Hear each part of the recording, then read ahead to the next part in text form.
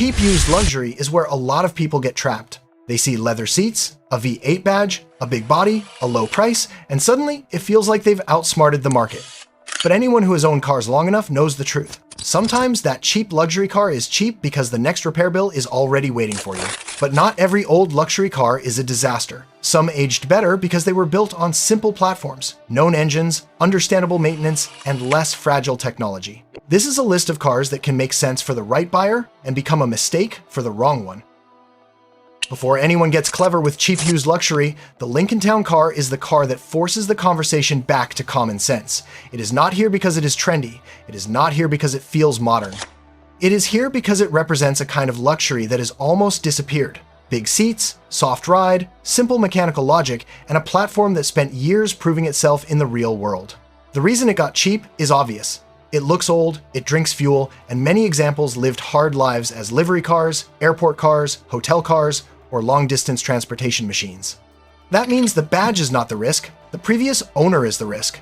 A shiny town car with tired suspension, worn steering, cracked interior trim, and no real maintenance history can punish you quickly. But the defense is strong.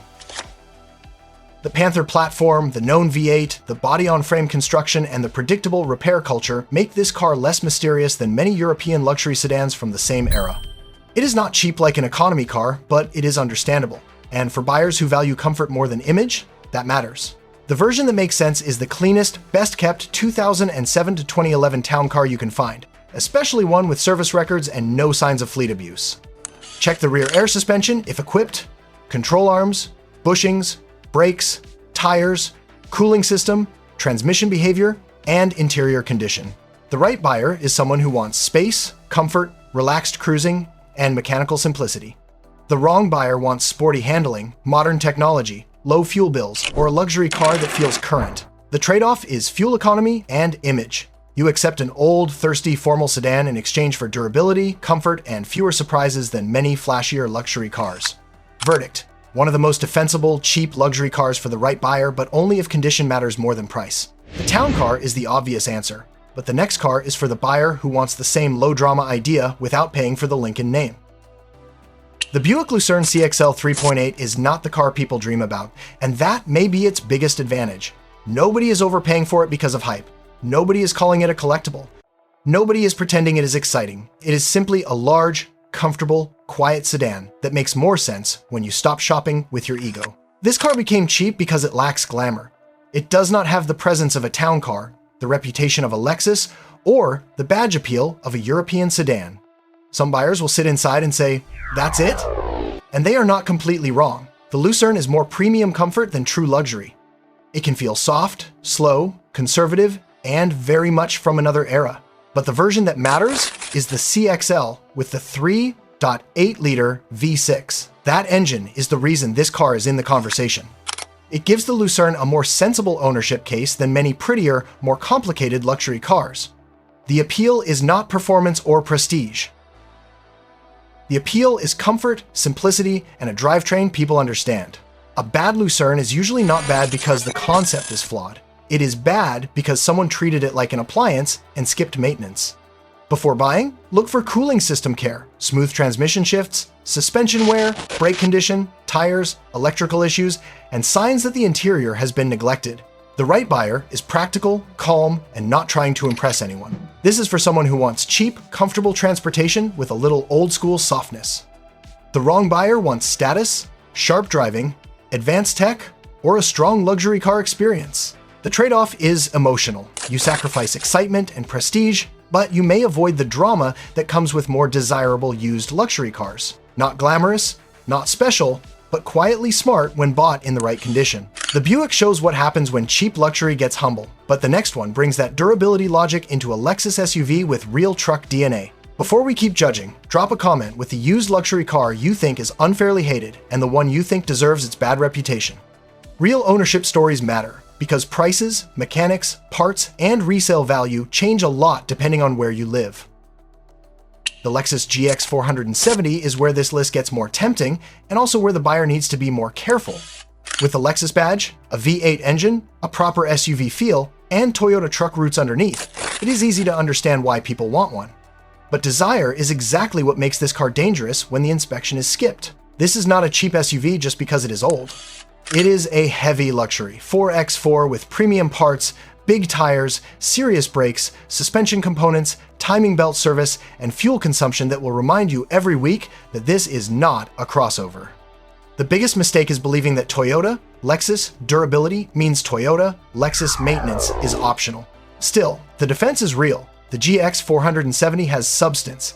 It is not just a soft luxury SUV wearing rugged styling. It has a robust foundation, a respected V8, genuine capability, a comfortable interior, and the kind of long-term reputation that many modern premium SUVs would love to have. When maintained properly, it can feel like a vehicle built for a much longer life than the average luxury crossover. The best version is not necessarily the flashiest one. The right GX is the one with records: timing, belt history, cooling system maintenance, clean fluids, healthy suspension, no serious rust, no mystery leaks, and no evidence of cheap repairs. In rust-prone areas, the frame and underside deserve serious attention. The right buyer accepts high fuel consumption and understands preventive maintenance. This is for someone who wants luxury, utility, and durability in one package. The wrong buyer wants Corolla costs, modern efficiency, or a cheap family SUV that needs nothing. The trade-off is clear. You get capability and long-term strength, but you must pay to keep that strength alive. Excellent for the disciplined buyer, but a neglected GX can destroy the whole logic of buying a safe, used Lexus. The GX is the Lexus you buy when you want luxury with truck bones. The next Lexus is the one you buy when you want luxury engineered to age slowly.